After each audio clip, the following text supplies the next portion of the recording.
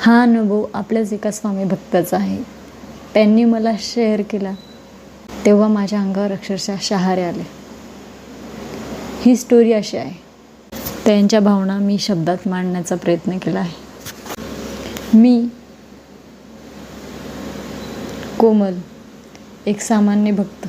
माझ्या आयुष्यात एक वेळ अशी आली होती जेव्हा सगळे काही अंधारमय वाटत होतं. माझ्या वडिलांची तब्येत अचानक खूप खराब झाली. डॉक्टरांनी ICUमध्ये ठेवले आणि परिस्थिती गंभीर सांगितली. त्या काळात कोणतीही आशा उरलेली नव्हती.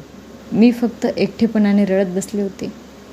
तेव्हा माझ्या एका मैत्रिणीने सांगितले, स्वामी समर्थांवर श्रद्धा ठेव, त्यांचा फोटो ठेव आणि दररोज स्वामी समर्थ स्वामी समर्थ असं म्हणत राहा.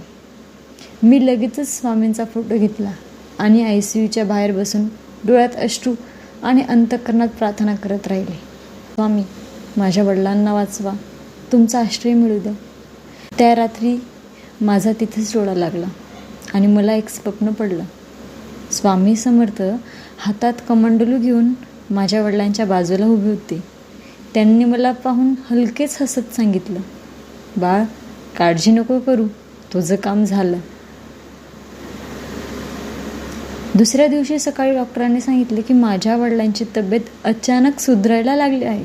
काही दिवसातच ते ICUमधून बाहेर आले. ही गोष्ट पूर्णतः मला चमत्कारच वाटली. त्या दिवसापासून माझा स्वामी समर्थांवर अटळ विश्वास झाला.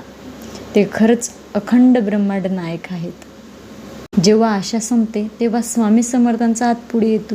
ही माझ्या आयुष्यातील खरी अनुभूती. स्वामी समर्थ माझे रक्षण करत आहेत याचं हे जिवंत उदाहरण आहे.